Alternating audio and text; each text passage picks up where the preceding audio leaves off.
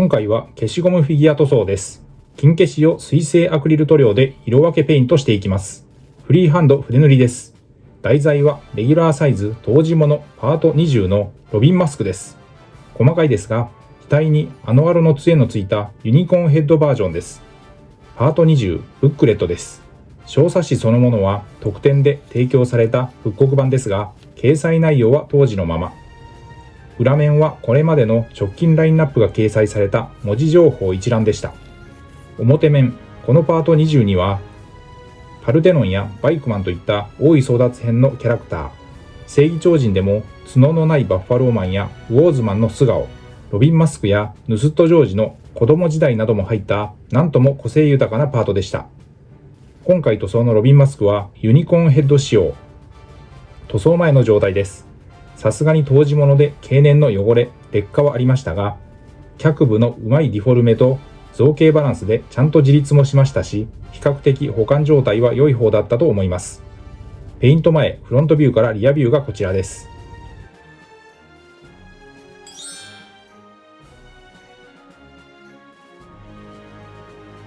次は塗装前の下処理を見ていきます。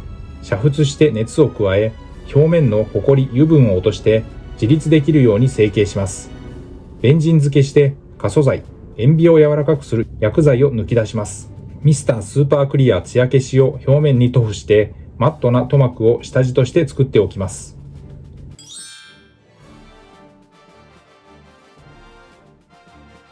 そして塗装工程へと進みます。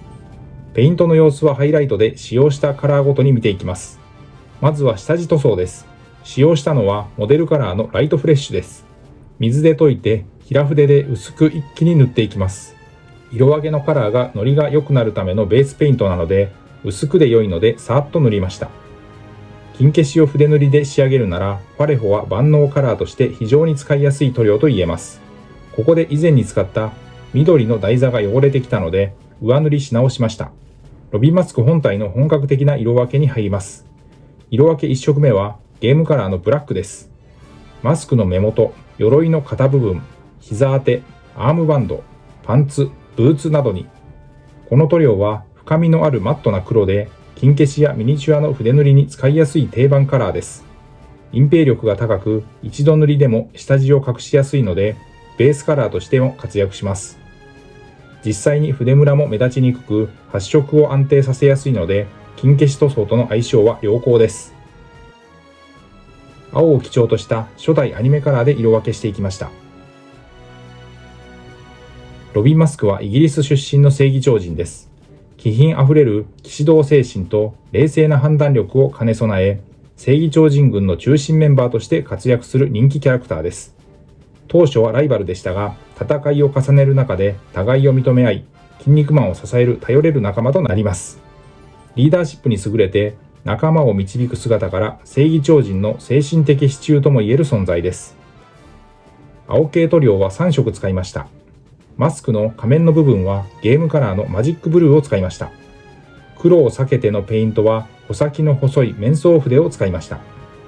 鮮やかで発色の良い青、鮮烈なブルーでファンタジー作品やヒーロー系の塗装に最適です。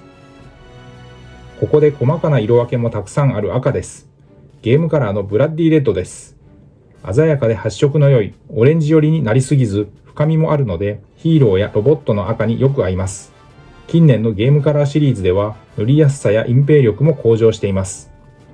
目、アームバンド、胸、脚部、そして額のアノアロの杖にも使いました。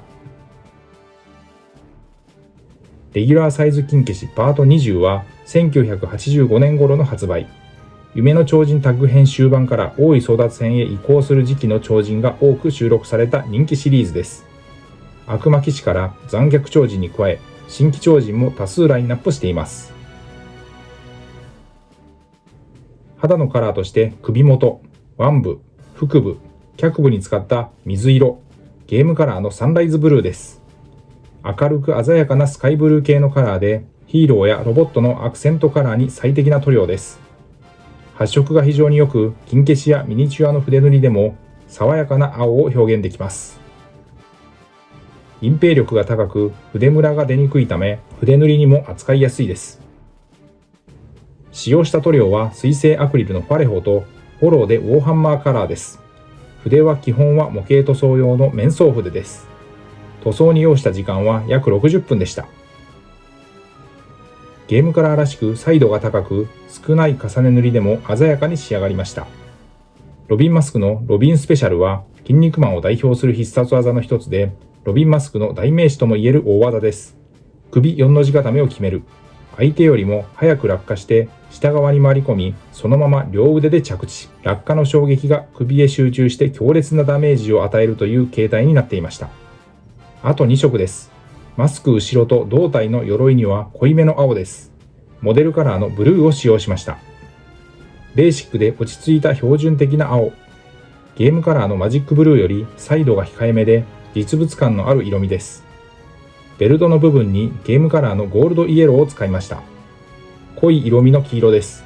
下地も効いて一発で色が乗っていきました。ウォーハンマーカラーのテクニカル。溶剤塗料のラーミアンメディウムを使って薄めながらムラにならないように塗装を重ねました。塗料を薄めながら色の濃さをできるだけ保つための透明なメディウムです。水で薄めるよりも塗料の色の成分を維持しやすいです。筆塗りで塗料の粘度を調整したい時に便利。塗装後はボデーペンのクリア。本来車用のトップコートですが、消しゴムフィギュアのフィニッシュには相性が良いので、薄くさっとかけています。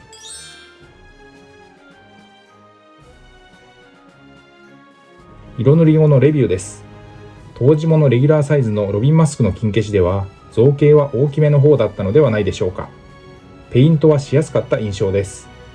パート20、この辺りは大井争奪編の頃のキャラクターやデザイン、仕様が集まっていました。フロントビューからリアビューです。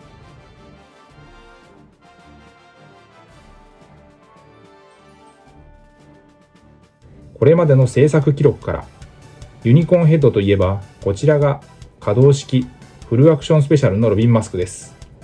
頭部パーツが乾燥可能の設定でした。今回ペイントと同じ初代アニメカラーの青でペイントをしています。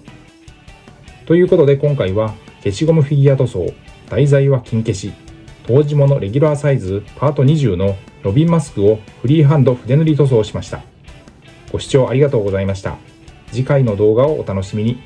チャンネル登録、高評価、引き続きの応援のほどよろしくお願いします。